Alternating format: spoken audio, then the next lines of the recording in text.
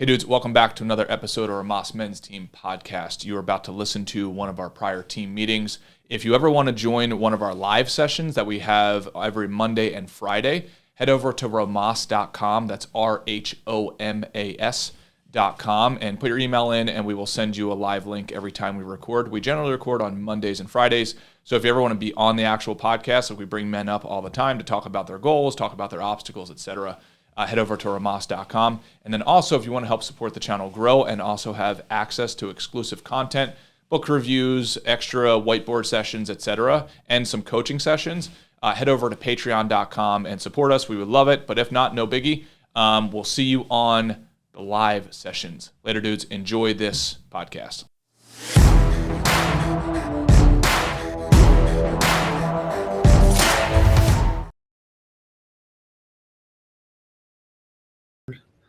All right, we're live. We are recording. What's up, Wes? What you doing, bro? Dude, what is up, brother? Before I forget, man, I got to give a shout out to Ray, who's been crushing it on our practice squad. My scorecard, I think I've only missed 3 things this entire week, and I can say with 100% certainty that is because of Ray. I mean, I'm normally hovering at like B-A-ish on my scorecard, but having the practice session and Ray showing up every morning live has been a game changer, really a big game changer. So Ray, thank you very much, brother. Delco Jim made an appearance as well. Also, Delco Jim sending the picture of this full split this week. But anyway, sorry, I just wanted to give that shout out. But Matt, how you doing, buddy? Good, dude. Pretty good. I feeling good today. I started to rework my morning approach, where I was telling you last night, I was waking up and just like kind of going into like that adrenalized work mode where it's like go. And I was like getting stuff done, but I started feeling just like kind of shitty. And again, this week was a bit of a busy week with like, my wife getting her wisdom teeth out, and, a bunch of other stuff. So the week was good, but I was getting stuff done. I was getting up early and, which was solving one problem and then creating another, which was like, I was getting up early, getting stuff done, but then I was just felt like a zombie while I was doing it. So that wasn't good. So what I started to do, and, and always, again, this is why I always say it's good to like let your experience kind of be your guide rather than trying to like figure stuff out in your head. So I did the early rise, which I'm going to get back to. I pushed it back an hour now, just so I could like, make sure I got enough sleep, because I really think that's kind of the most important. So I pushed back my sleep an hour, and I also started doing the meditation first thing I do 20 minutes.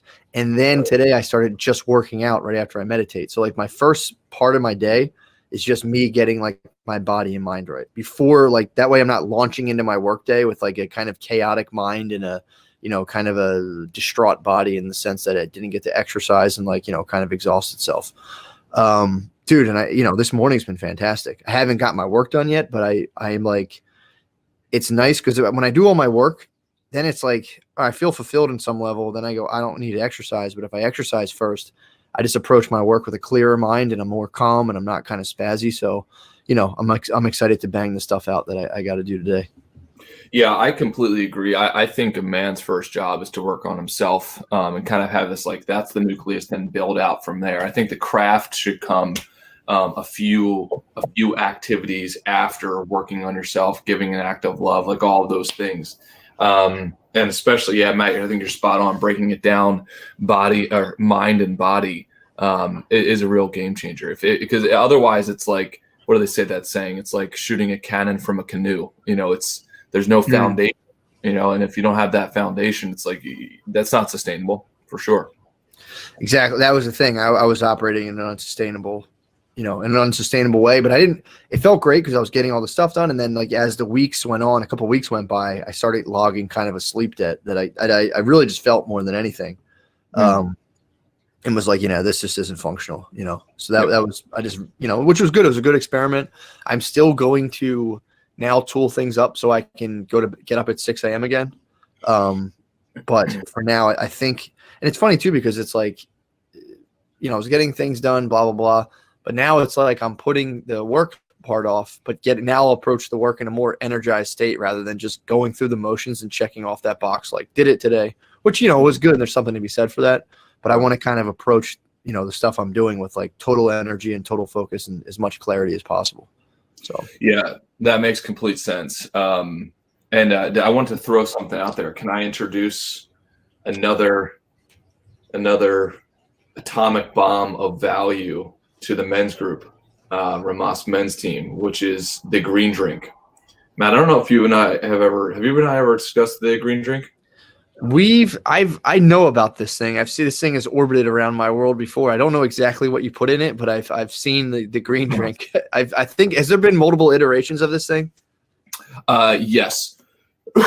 So the green drink is meant to be, Ray's saying his wife is currently trashing his green drink. Damn, we have to have a debate about this. So the green drink is definitely a living entity, meaning that we always want to update it to be optimized. But Matt, are you okay if I riff on this for a second? Sure, please, yeah. Okay, so here's the thing. Like anything else, like my entire life is about finding asymmetries. Meaning, like, if you're going to do something, how do you optimize it to the largest degree? So, so it's kind of like that saying, like the small hinge opens the big door sort of a deal. So, number one, like there's an asymmetry in just eating vegetables and fruits, right? There's a huge asymmetry in nutrition, right? So if I were to measure the value, if I had to like literally measure the value of getting a McDonald's cheeseburger versus eating the same amount of calories in broccoli, cauliflower, Brussels sprouts, etc., right? It would be asymmetrically distributed in terms of the nutrients. However, even within the plant world, right, there's even more asymmetries. So we start to break it down, and eventually I'll have to do a video for the guys. But basically, let's just think. Okay, how do we break down the components? Well, let's say number one would be antioxidants. Let's just say that's one of the things, right? Okay, so what are the most potent foods on earth from an antioxidant perspective? Well, if you look at blueberries, let's just say blueberries for a very long period of time were considered to be the gold standard for antioxidants. So if you look at like blueberries versus, let's say, watermelon, obviously watermelon is relatively decent by nature of its being a fruit or fruit, right? Watermelon's here, blueberries are here, right? And then you kind of have a bunch of fruit and vegetables in between. Blueberries were by far the leader. Well, now studies have shown that just because they studied more foods, that dried Indian gooseberries, otherwise called amla powder, is up here. It's like 20 times the antioxidant power of blueberries. So you have this asymmetry. So it's like, okay, if you're going to eat something and you're trying to get your antioxidant fill, why not pick the best thing? Now, a strong argument as to why you would not want to eat amla powders, because it tastes like fucking feet. It is the worst tasting thing in the world. It's so bitter. It's unbelievably bitter. But if you're trying to optimize it, so for instance, that's what's in the green drink. So I want to run through the ingredients that are in the current green drink, and each one of these ingredients serves a very specific purpose. So look at this like medicine, not as just a random cocktail of things. Okay, so number one is I put broccoli sprouts in there. Broccoli sprouts contain an element called sulforaphane, super important for anti-aging qualities, etc.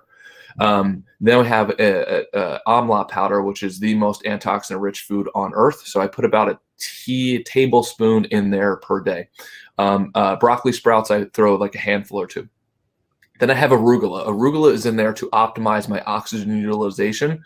Phenomenal video on this. If you go and check out nutritionfacts.org, it talks about this. They talked about athletes beet doping, meaning taking a big dose of beets before their performance, increase their performance from an oxygen standpoint and output standpoint from 20 to 30%. They found arugula does even better than that. So I throw a couple handfuls. I love arugula. Yes. Oh yeah, dude, it's phenomenal. Then I've got kale, spinach, chard, etc. to basically like spring mix to throw in to basically optimize my dark leafy green intake. There's a whole bunch of data out there for a million different reasons as to why you'd want to do that. The next thing is turmeric. Turmeric is the most anti-inflammatory compound that I know of, that at least it seems like all the books say. The most natural anti-inflammatory compound on earth. It contains a compound called curcumin, which I believe I'm pronouncing that right, and is anti-inflammatory. unbelievably anti-inflammatory. They have found that turmeric does just as well, if not better, than its pharmaceutical counterpart with zero side effects. Obviously, I'm not a doctor, so don't go and research this stuff yourself. And then I put black pepper in there as well to optimize the metabolization. Is that a word? Metabolization of the turmeric. If you don't use the black pepper, then you don't optimize. I think you increase optimization metabolically by 90% just by adding a few shakes of ground pepper. Again, you have that asymmetry. Let's say if you're going to eat the turmeric, why not optimize it by 90% by throwing in some ground pepper? Then I have ginger in there for immunity reasons, and then also white cap mushrooms. White cap mushrooms, I put 2 in there per day, and that is to reestablish the mucus lining around key defense areas of your body. So your throat specifically, nose, etc.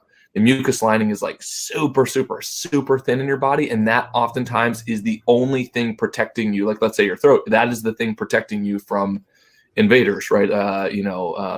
Whatever it would be, cold, flu, etc. So reestablishing that mucus lining. So anyway, not to riff too much on this, but like, guys, I would 100% recommend that you take on the daily activity of making your own green drink. Now, if you want to make it taste better, just throw in some berries. But I'm telling you, man, this thing is a game changer. Oh, also 2 tablespoons of ground flaxseed. I'd recommend that to everybody, right, for reducing blood pressure, etc. So if you take what I just said and use it like as a prescription, right, like every single day, use it as your medicine. I really want the guys to try this, because these are the types of things that move the fucking needle. Like, if you start doing this kind of stuff, you can go back to your doctor and test your cholesterol, test your blood pressure, test all these things. This is unbelievable. It will move the needle for you. I told my mechanic about it, and he got more on like a plant-based diet. He stopped taking 12 pills a day. Right now, per his doctor's orders, he said, yeah, like, you don't have any of the symptoms anymore. You can 12 pills a day from doing stuff like this, and let this be a catalyst for you. So anyway, sorry to riff on that so deeply. No. Yeah, dude. Yeah, we'll have to summarize. That's what I was thinking too. We'll have to summarize the ingredients and have like a little list. That would be really nice. So I feel we will definitely throw something in the comments or throw something on the Discord. Because I got to get back on that. I've been doing my little acai bowls, but they're too delicious to be, I think, optimally healthy.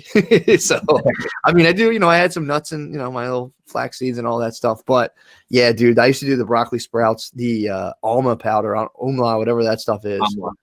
Amla. I got to get my hands on that. I've heard of it. I didn't know what it was. So yeah, that'll be, I got to get on it. And then again, I think someone was saying that would be almost, whatchamacallit?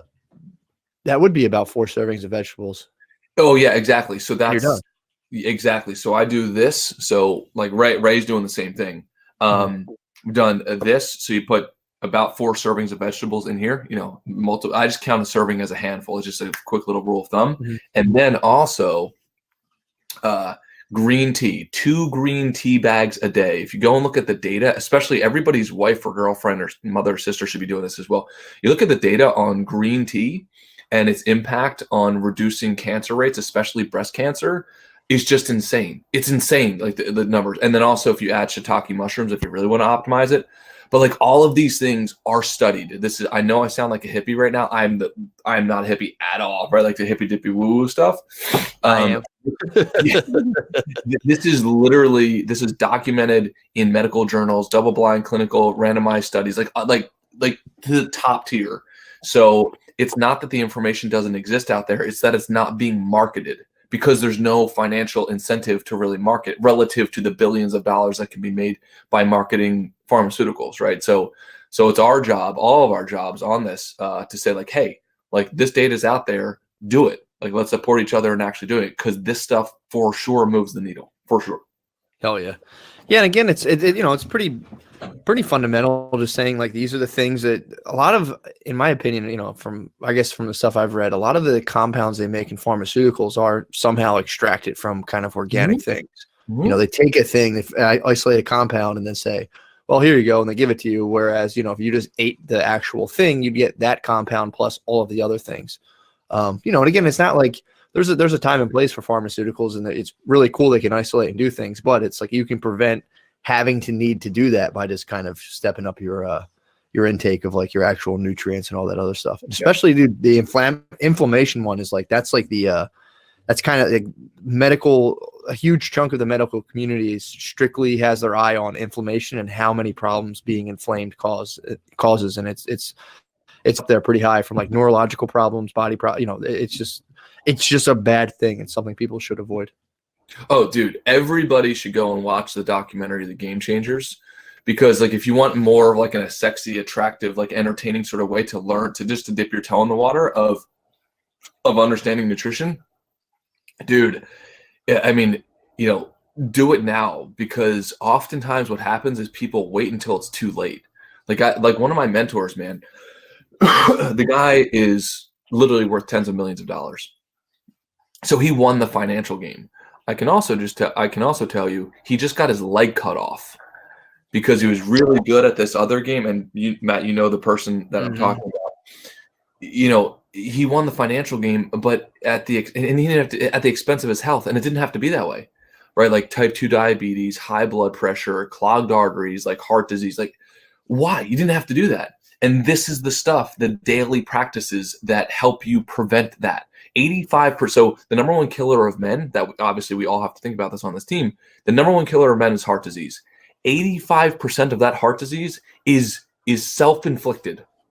It's a decision of what you put in your fucking face and what you choose to do with your body, right? And I'm saying that right now to challenge you guys, right? To call you out. It's like, don't stop doing that shit now, right? Those you impacting your family by getting your leg cut off in the future, you having a heart attack in the future. That decision is made now. It's not made the day before or the day you feel the symptoms. Like, unfortunately, it's just not. But just realize that's the decision you're making by not eating your fruits and vegetables and by eating the crappy food. And I say this all out of love. It's like, we need to have a fucking call to action to act more responsibly by the stuff we put in our fucking face. Yeah, and it's also a good rule of thumb, and it's kind of a somewhat disturbing one, is to like go into a gas station, a convenience store, somewhere like that, and just know that none of that's good for you. Like, nothing in the store they sell is good. Nothing. It's all bad for you. And and it's like, that's something that kind of like threw me for a loop in terms of like walking into, like, say, like around me, they have Wawas or 7-Elevens. If I go in there and look at the stuff, none of it's good. Literally all of it in there is bad for you. Besides, maybe they have like an apple or banana on the counter, but it's literally all of it's bad. So it's like, when you're out there being like, well, no, like the food available for you, if you're just let's say an unconscious eater of what's around you, it's mostly bad. Mm-hmm. Unless somebody put the conscious effort into kind of evaluating and thinking about stuff. Yeah, and there's a vegan shelf at Wawa. I guarantee that's bad too. It's like the salads at McDonald's, dude. It's like, it's disgusting, dude. So it's like, just try to go find the foods.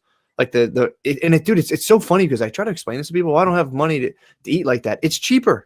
It's literally cheaper than buying prepackaged foods. You go and buy just meats, potatoes, vegetables, rice, and it's like it's cheaper to eat that way. It's better for you. And in my opinion, once you get kind of used to it, and you wean yourself all of the artificial additives and flavorings, it's like, damn, this is delicious, and you feel different. It's a big deal. So it's like, the first step, I think, in all of this is kind of slowly unplugging yourself from the kind of prepackaged food matrix that we all kind of live and eat in, and it's just not good.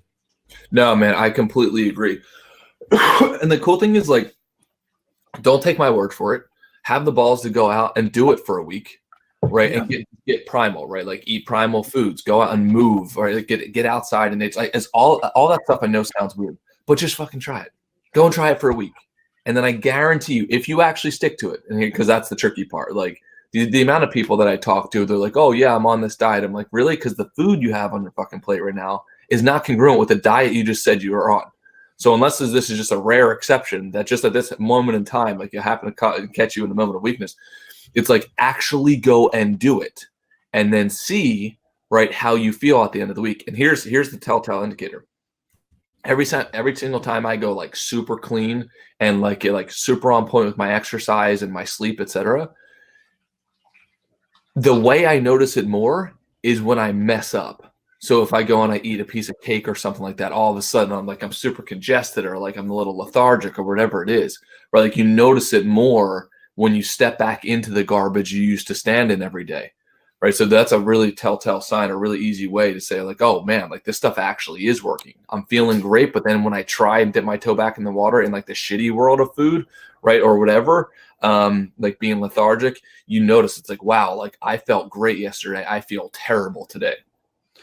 Yeah, man. That it is good too to let yourself slide off the tracks and feel that and go like, oh Yeah. God, man, I feel absolutely horrible. And I've been really experimenting with trying to give myself days where I can kind of just like, you should, take a little break and just let yourself kind of let your hair down in terms of eating. But like over time, it's not even like you got to force yourself. You start to feel the difference and you go like, oh, I don't want any of that stuff. Yep. And then it's like, if you really do want to participate in kind of like, again, the holidays and eating all the cookies, that will be kind of like peer pressured upon you. And, to be honest, I can't resist them if they're just sitting there and it's me alone in a room with them. Sorry, I was making the poll and I'm going to add some more people to it for the dog of the week. Yeah, man, it's like you start to just hate the feeling of eating this stuff and it becomes easier to get yourself off of it, but you have to take time off of it to let your body adjust to not having it. Yep. Completely agree.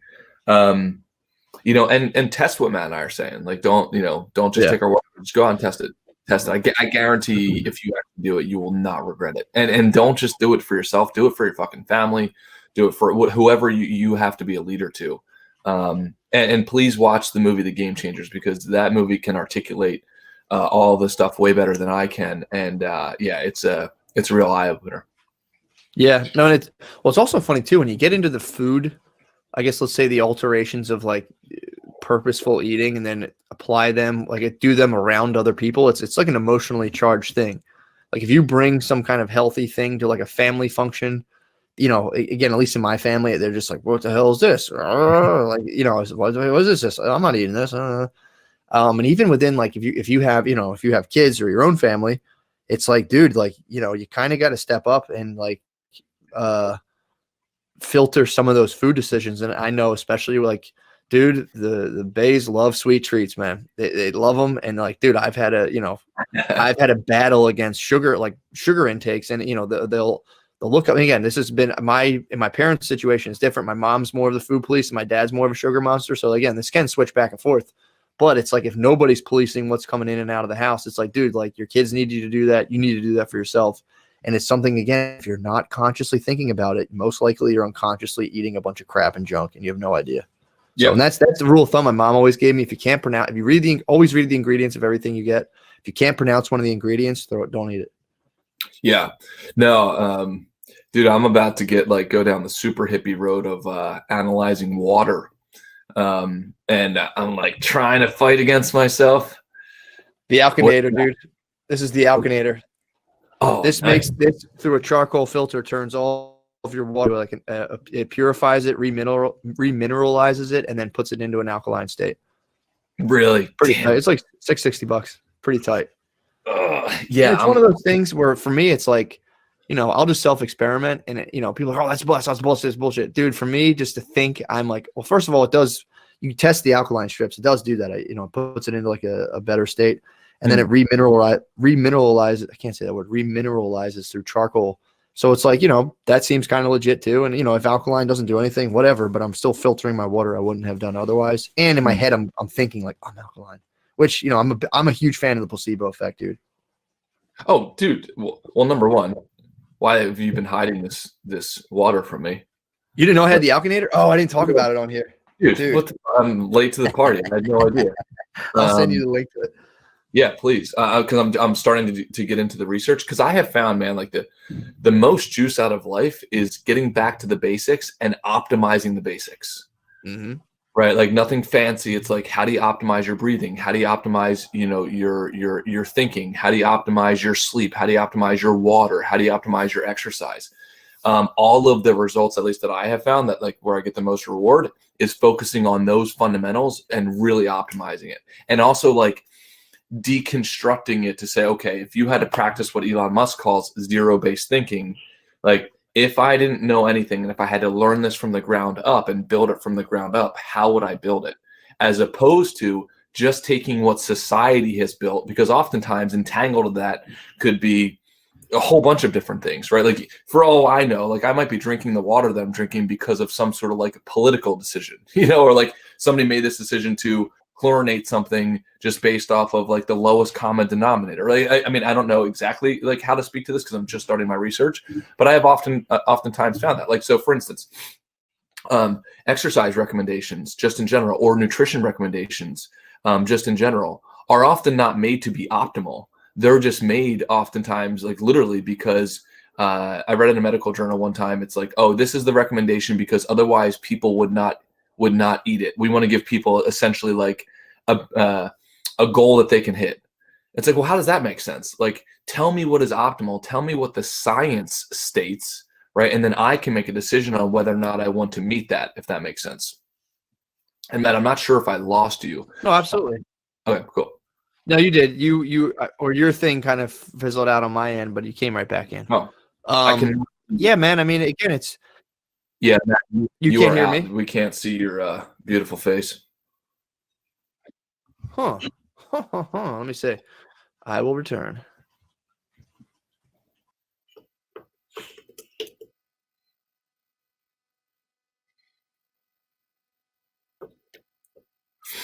So, guys in the comments, I wanted to see if who here does a green drink. I know Ray does it. He's now doing it with me every morning.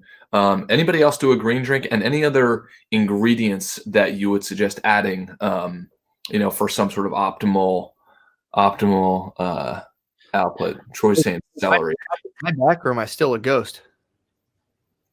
I should be back. You're Awesome. back. Awesome. Yeah, I think we should definitely, again, the first order of business is definitely establishing that whatchamacallit, ingredient list. Yep. In terms of on the Discord. Also, too, while people do this, I have a question. I don't want to throw the thing off, but there's a question that came. A question came to the whatchamacallit, to the crowdcast. So that I'll just read it. I hate my job and I'm finally committing to trying to find something new. I usually feel like I have trouble selling myself or don't feel qualified for the jobs I want, which really hurts my interviewing confidence. What are some ways to help with that and crush interviews? Oh, dude, yeah. And this dovetails with what you wanted to talk about. Yep. Yes, 100%. Dude, that is the mega mind. If you don't believe in the mega mind, too bad. There it is. Wes just told me before this he wanted to talk about the subject of confidence. Yes. Yeah. Love that. So, hell yeah, man. Let's do it. Matt, you want to take a crack at it? Yeah, I mean, I would filter that whole kind of worthy, unworthy filter. I think I would remove and then just replace that with an actual desire to do the thing. And if that requires some learning and growing, that's fine. But as long as you kind of, if you feel like you're up to do the learning and growing and you have the like burning desire to do that task, you're the man for the job. That unworthy, worthy filter is very, in my opinion, is a bad one to go off, because your own perception of worthy or unworthy could go back to like, weird childhood stuff, or that could be totally inaccurate, but seem really real to you. So I would definitely take that away. That's not something you need at all. Awesome. Okay. So a few things actually, on the Rhomas men's practice team, every morning, one of the things that we do is we go and we learn. So it's actually super cool. So if you guys are on the Patreon, and we're opening up to any level of the Patreon, we do it every single morning for an hour straight, if not maybe a little bit more. And we go through the scorecard and we check them off together.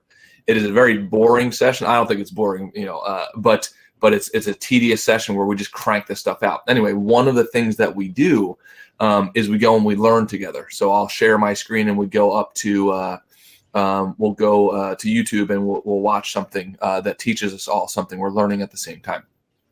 Now, one of the things that we learned this morning, we actually watched a video on self-confidence. Super awesome. So one of the things that I learned from there, and I'll start to riff on my own opinion as well, but there's two forms of self-confidence. And this can manifest itself in an interview, in an intimate relation. It doesn't matter, right? Self-confidence is kind of applicable to a bunch of areas of life. Two forms of self-confidence. Number one, internal. And number two, external. So there's the external representation of self-confidence. Now, that's kind of cool because you can kind of game that a little bit. So even if you kind of internally not confident yet, you can externally display confidence, especially like in an interview. So you might be like going crazy inside of your head and super nervous, but maybe on the outward expression, you are giving the signals of confidence. So some of the signals of external confidence, right, are number one, like being able to take up space, right? From an evolutionary perspective, like if you open up your chest area and your organ area, right, you're taking up space. It shows that you're not scared of the animal sitting across from you, right, called the interviewer in this case. So that's an external display of confidence, right, like sitting on a chair like this, having your hands over, et cetera. So in an interview type of perspective, don't be closed in, right? That would be the opposite, right? Don't be closed in. Take up the space like that you are supposed to be there, right? That's an external frame of confidence. Another external frame of confidence is variable eye contact, right? So like feeling that you have the space to be able to even move around your eyes. It's like I don't have to like focus on you and be attentive. I can kind of wander and so on with my eyes. And now that sounds like a little tweak, but it for sure is a real thing. So there's a bunch of things you can do externally, speaking up and so on. Again, just showing that you have the right to be there. Now, I think what's probably more of an applicable answer for you, and I don't know who asked the question. Matt, do you know who asked the question by any chance? I believe it's Figgy. Who is it? Figgy. Okay, Figgy. So number one, just know that the trump card to building confidence for sure, and we all struggle with it, by the way. I think that's also important to know that every single person struggles with a bit of self-confidence or self-worth issues. That's across the board. So just know that you're in a normal spot, like join the club. But know that the trump card to self-confidence, by far, the number one trump card is not being scared, right? Outcome agnostic, right? I think it's really important. Outcome agnostic, like I don't fucking care about the outcome of this because you know why? I'm going to have many more at bats. So this particular one does not going to move the needle for me. And that to me, love that. Dude, it's so much a trump card. Now, typically the contingency on that trump card is making sure that you have more options. Yeah. Right? And here's the cheat code. You have more options. It might not seem like that at the time. This might seem like the only job available to you, but I can tell you right now that's bullshit. It's just bullshit. Right? And I'm saying this as a teammate, right? Like you always have more options. There's always other girls out there. There's always more jobs out there. There's always more ways you can make money. Always, always, always. Trust us on that. So that's the number one trump card. Outcome agnostic. There's a whole bunch of tactics in between there. But one other thing I will add is I think what happens, so Matt, you and I know, we had a roommate in college. This guy, mathematically, is the smartest guy I've ever met. Hands down. You know the exact one that I'm talking about. Roommate in college. We went to an engineering school, very well known for engineering and finance, like very mathematical type of school. This guy had a 4.0 in that school, and he barely tried, right? Like barely tried. Super bright guy. Long story short, he's probably underpaid, I would imagine, easily by 30%. Easily by 30%. Well, how do you get one of the smartest guys, if not the smartest guy that I know, right? And he's underpaid in the market by 30%. How does that happen? That happens because what he does in interviews, he measures his distance between himself and his skill and what the most optimal would be, like in a textbook. Does that make sense? No. So can you clarify that? What is that? Clarify that a little more. I think I know what you're saying. I just want to make sure. Yeah. So his benchmark is where he's at in relation to the epitome of the craft itself. Does that make sense? So, for instance, he's saying but he's an engineer, right? So he's like, well, here's the total universe of knowledge out there about engineering, and I know nowhere near the total universe of knowledge on engineering. That and by the way, that's never going to stop. Like he's never going to know everything, but he judges himself on that delta. Like, hey, I have my skill in relation to what the total perfect knowledge would be, and I know that I've got a big distance there. Mm-hmm. The problem is that's not how it should be done, right? You should be benchmarking yourself relative to the market, which the market is just other humans. Does that make sense? Yeah, 100%. So he needs to be compensated in relation to his skill set relative to his peer group. When you judge yourself on your peer group, it's so much easier than judging yourself on perfection. Yeah. Does that make sense? Like that's like I see what you're saying. Yeah. Yeah, man. No, I think that that makes a lot of sense too. And it's also like, people should always keep their potentialities in mind in terms of the fact, like, yeah, like you was saying, you don't have all the knowledge of all the stuff now, but it's like, part of yourself when you're going for a job, you have to be honest with yourself, like, the fact that you're really driven or like you're really into a specific thing is a highly marketable trait, because someone else might be more qualified but not really that into it. And then it's like, you get a person for the first month or two, yeah, they're outperforming you, but if you really, really, really, really are into the thing, you can fly by them, in the course of time. So it's like, always keep your potentiality in mind and know that that's also part of you. Like, you're not just the things that you've currently done, but you're all of the things that you could possibly do. So it's like, the way to actually realize those goes back to daily fundamentals, daily practice. Exactly. And that really is the thing for confidence that helps me the most, is just getting, and I honestly took this right from Wes Watson's video, Wes Watson, is just getting those small daily wins. And dude, it's like, it's the most basic thing if you think about it, but like, that's when I feel good. If I wake up and like today, I did my exercise, there's not things undone in my brain that like, or things left undone. Like, oh, I didn't do that. All those boxes are checked and I feel good after I do that. So it's like, really set stuff up for yourself that you can do, like little things like, meditate 20 minutes, drink the green drink or some variant of that, make sure you're working out. Dude, I know for a fact, if I'm working out regularly, I feel very confident in all areas, almost too confident. Well, I'll like walk by my wife naked and she's like, okay, dude, like relax. But it's like, but it's still like, if I'm working out regularly, that's when I'm at my most, I feel the most grounded and confident in what I'm doing. If I'm not working out, this is just me. This is how my kind of biochemistry works. I start to kind of teeter, and again, it's sleep, working out, getting the mind right. And again, just like checking that unworthy, worthy, dude, just ditch that. Just what do you want to do and go after it. And again, here's the thing. If you hit the wall of like, say like, yeah, no, we'll go with somebody else, try to find out exactly why and then work on those areas. It's really not that hard when you think about it. It's just we get all that emotional gunk pops up and kind of slows us down. Yeah, man, I completely agree. There's a certain amount of momentum from those small daily wins, those base hits every day. Because I think what happens, and I know I'm going to mix analogies here, but like every day of the week, I will bet on the person who does the base hits daily versus the person who tries to throw a Hail Mary, right? Like Hail Mary are what land up in like, in movies, but that's not what really works. Right. And I think we have to become very present to that. It's like, oh, that girl that you just asked out, that's a level 10, right? Like sometimes we have to say like, you just haven't been doing the work to earn her. Mm-hmm. Right. That's a Hail Mary, but don't look at yourself as like, oh, like, I'm not deserving. It's like, no, you just haven't put in the work and that's okay. Just put in the work. But you get those wins when you put in the work for the prior 3 months, the prior 3 years, etc. And if you haven't been doing the work, that's okay. Start today. It's that whole like cheesy quote, like the best time to plant a tree, right? To start planting a tree was 20 years ago. The second best time is today.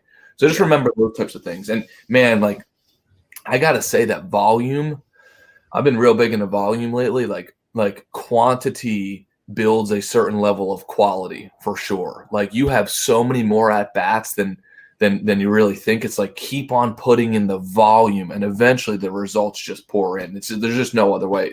There's no other option. You keep on pumping on that volume, you will get wins along the way. Yeah, I mean, dude, I was just talking to Wes last night and, the workbook we're working on, I like went back. I haven't even been thinking about, how much I have written in there. I looked at it last night. There's like 52 pages, single space. And I was like, holy shit, dude. Like, again, if I were to sit and be like, I need to write an entire workbook, the thought, if I was like, I need to get it done, it would just overwhelm me. And I'd most likely be like, oh, this is too much. Just waking up every morning, just again, 30-minute timer, 30 minutes. And, sometimes when timer goes off, I'll spend a little more time if I have it, but it's like, for the most part, it's 30 minutes. I work on it. And dude, it's like, I'm almost done. One of the times that kind of took, I would think, some of the most, like work time wise, that's almost out of the way. So like, dude, I mean, we could have this thing done in a couple months. And it's like, it just came from daily sitting down and writing. And I'm also enjoying the process of writing this immensely, to the point where I've displaced another writing project, because it's like, I want to fully focus on this thing, because I just feel kind of called towards it. And I've been really, really getting a lot out of it. So yeah, man, it's like, dude, those just setting, and again, this all goes back to like habits, but it's like, you feel bad if there's a circumstance you feel bad about, job, relationship, whatever that is. I would almost guarantee it's coming from not having a regimented approach to your daily life. Those small, boring things you should be filling with kind of structured activity. That to me is like, for me personally, that's been the end all be all of like me eliminating not eliminating, so it never goes all the way away, but it's like me highly reducing, my unhelpful attitudes towards things, kind of like emotional disturbance. Dude, it's just like when you throw that structure in, it's like, Jesus Christ, man. And again, the thing I think gives it a bad name is we have structure kind of like, forced upon us early. We're like, no, get that away from me. But like, take another approach towards it. And it's great. It just solves all of these problems. That's kind of a byproduct, which is kind of cool. Nice. Solves. Yeah, I like the that was for all the Chicago people out there. Solves all the problems. Well, and also, Ray would appreciate it. I feel like there's a bit of a like Canadian twist on that. The boat. True. That's where the Canadians and the Chicagoans. I mean, I don't even know if people from Chicago talk like that. Let me check the poll real quick. Right now, Ray's pulling ahead in the polls, dude. Dude, if I had to, like, honestly, man, like, if my vote in there, can I vote on this thing? You can. Okay. How do I do it? How does one go about polls? There should be a little polls button that you can see at the bottom of your browser. Okay. So I see the polls button, and maybe other people are struggling. I don't see any. Oh, here. Okay. Yep. Oh, Troy and Ray are neck to neck, dude. Yeah, Ray. Yeah, Ray and Troy, man, right there. If I had to vote, and Troy, I love you, brother. And this is probably just kind of recency bias and optics bias. But I can say to the guys, like, Ray's been putting in the work. He showed up every single day to the practice sessions, like, on time, and just been crushing it. Like, so Troy's probably been doing the same. Again, much love to Troy too. But I can say that I've seen with my own eyes Ray been putting in the work. I wonder what we'll do in the event of a tie. What is that? I wonder what we'll do in the event of a tie. Oh, dude, it's fight to the death, obviously. True. That's what Lucas said. The same exact time. Also, big shout out to Delco Gym. Delco Gym, thank you for coming to one of the practice sessions this week, man. It's always inspiring to see you because, like, you're on the journey, brother. Like, just keep on fucking going. And if you don't mind, I'm gonna tell the guys, like, everybody, please support Delco Gym in his journey, his weight loss journey. It's a tough journey, brother. Like, I know it, but you will get there. Just keep on putting in the work. So Delco Gym, love you, brother. Keep it up, man. Hell yeah. No, absolutely, dude. And again, I think the best thing, Wes says you have a ton of like really helpful aphorisms, but the one is really just not about being on the point. It's not about the point. It's about being on the path. And it's like, that's something I tell myself all the time. It's like, things might seem hectic, chaotic, scrambled, or like we can look at a thing, be like, we don't have that, but none of that stuff matters. All that matters is that we're kind of setting up our day in a conscious way, which we're working towards being able to choose what we do with our time. I do think that's like, man, I think that's one of the most important things for people to remember. 100%, man. That's that internal confidence. Sorry, go ahead. Yep. Yeah. I know you have to run relatively soon, so I want to make sure let's have the goal. If you're cool with it, let's have the goals check in. How'd you do this week? How was your scorecard? And you know what? I kind of want to see if you and I can use our number. It's like, what was the number for your score? What was the actual score? So the letter and the number. Yeah, so this week I was horrible with my scorecard. I was just keeping track of it, kind of like, did I do I was kind of doing them more as a habit, so I would give myself a 0 this week. I did. I can get next week. I will for sure keep the number tally, because this week it was just like and this was part of kind of like my work obsession. I was coming down and just being like straight into the tasks I was doing, so my scorecard fell by the wayside. But I'd still, going from like my memory, which would be biased, I was checking off every box besides exercise, and my sleep box was like right on the edge of being checked off. So I would just say goals, I did good. I checked off everything I wanted to do. I learned I started working on kind of learner videos. I really put effort into learning Adobe Premiere so I can make like better kind of videos for Psych Null. I was committed. I finished my intro for Stoner Dads. Very happy about that.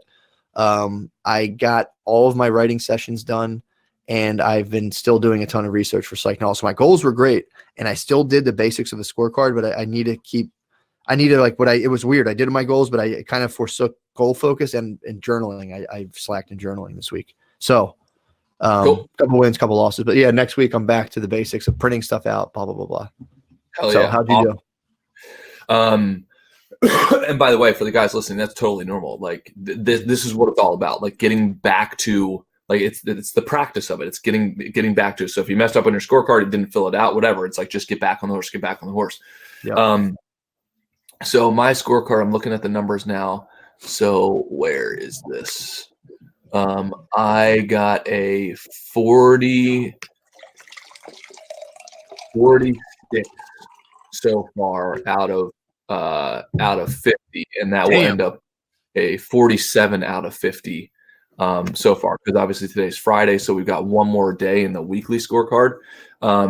But honestly, this goes back to, again, thanking the guys who are on the practice team, and especially Ray, because like we're just cranking this shit out, man. Like literally set aside an hour and just doing boom, boom, boom, boom, boom, boom, boom, and then all of a sudden you're done. So we're getting the scorecard done, everything except for, actually, no, we're getting the scorecard done before 10 a.m., like basically before 9 a.m., at least on my time.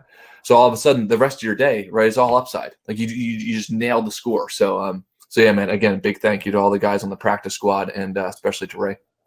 Hell yeah, man. No, dude, I think that's one of the best ideas too. And I'm going to definitely try to figure out, because I just love the idea of sitting there, bang all that stuff out. And then it's like, that's just that is the, like, you know, again, it's like, think of confidence like you think of happiness. Like if you go around searching specifically for confidence, you're not going to find it, because you're going to be in your head of like, am I confident enough? Am I this? Am I that? Same with happiness. If you're like, I just want to be happy, it's like, yeah, you're going to just keep filtering. Am I happy? Am I happy enough? Is this how happy? These things just kind of come off of the tasks you do every single day. So it's like you find meaningful things to do.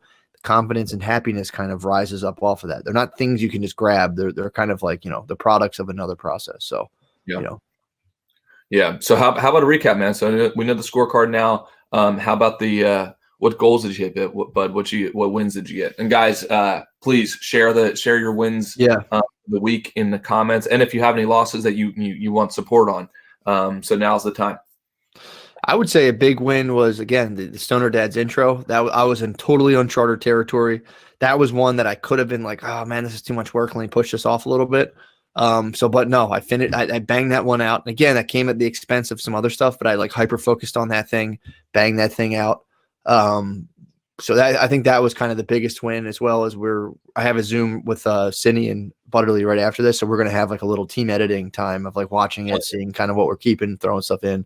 So yeah, that was my biggest win of the week, was the Adobe Premiere. I think that was a level up personally in terms of, you know, all the other doors that'll open for me in terms of like creating content that will look like good. Oh, hell yeah, man.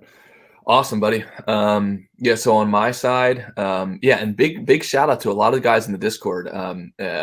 So Andrew Lincoln over here in the comments saying he 121 stairs and lost 4.6 pounds. Fuck yeah, dude. And close to being down 30 pounds since joining the team. Damn.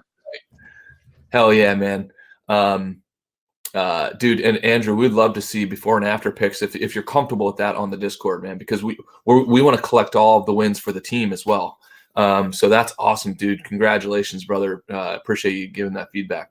So then, Matt, for me, one of my main focuses right now is to acquire a Tesla. That is one thing that is on my goal list, and I'm trying to like super hyper focus on it. So my goal was to save about $1,000 a week. I started that goal 2 weeks ago, and super blessed and fortunate. I now got that account up to 11,000 as of this morning. So we're way ahead of schedule. So my goal is to save $70,000 for it, again, specifically in that account. And yeah, man, it's going well. So hopefully you'll be seeing me driving around in a Tesla sometime soon. Damn, that'll be so fun going to buy it. And like, what are your financing options? Just be like, I'll just take this in cash. You should bring an empty briefcase, even though the money will be in a bank. Just bring a briefcase with you. And like, how does cash sound? And pop it open and bust out your debit card. And all ones. Yeah, no, just have your debit card in a briefcase and just pop it up. Nice. And be like, I'll be paying cash. That'd be awesome. Yeah. So So, and it hits on one of the pieces that you and I talked about yesterday, Matt, is like for the longest time I had a poverty mindset. I'm still trying to get myself out of that because, the way I grew up. So like buying luxury things just is not one of my things. So I'm trying to let people mentor me. It's like, no, like, hell yeah, man. Like you earned it. Like go and wear it as a trophy, right? It's not an ego driven thing. It's like you earned it. Like go get your trophy. So, but even still, I refuse to go out there and buy anything like if there's not obviously a dedicated amount of cash in an account for that particular thing. Yeah, and we'll definitely have to talk about the poverty and abundance mindset because I really, that's a concept I first heard and was like, meh. And then I thought about it and it's like, oh, damn, dude, it's crazy how you don't even realize you kind of have that in terms of like I was telling you, I wouldn't buy Adobe Premiere because I heard it was expensive and I didn't even want to see the price. So I didn't learn Adobe for like 2 months. Just because of that shit of my mom being like, turn off the air conditioning. So I was like, dude, that you really, and again, it's like, and Ray calls it the peasant mindset. It's like, yeah, man, it's good to be frugal and save money and all that stuff. It's a good skill to have, but it's like, if that comes at the expense of self-expansion and self-development, and then it's like, that's something we got to really kind of, watch. Exactly. 100%, man. No, and that's where I found myself. It's like, I'm not being the best I could be to the world because this mindset is giving me a ceiling that I'm hitting against. Yep. So now just something, as I was telling Matt yesterday, something as simple as every single time I go out to a restaurant, even if it's like, it doesn't matter, like Chipotle, Urban Plays, et cetera, where there's no servers, every single time I give a 20% tip. And I'm not saying that, because I'm so great. It's to get myself to give value to somebody else who deserves it. And then also to chip away at the poverty mindset that I have. It's like, no, I'm going to give out my money to those who deserve it. Like, and it will come back. And dude, I'm very grateful and blessed to say like it has worked. Like almost to the day when I started doing that, I have made, and I'm not saying this to sound like a douchebag, right? It's like I have made easily 5, 6, 7x of what I historically have made since I started whittling away at that mindset. Hell yeah, man. That's awesome. Yeah. Cool. Well, dude, let's do it. All right, brother. So I think you got to run, right? Yep. And then, Troy, if we could attack your question. Troy says, Wes, do you have any teaching/tutorial recommendations? I have a mock interview. Move on to the next round, this Java process. Yeah, Troy, ask it on the Discord because I know Matt's got to run. But yep. Matt, appreciate you, brother. Appreciate all you guys. Always, dude. Wes, you're the best. Everybody, have a good weekend. All right, dudes. Later.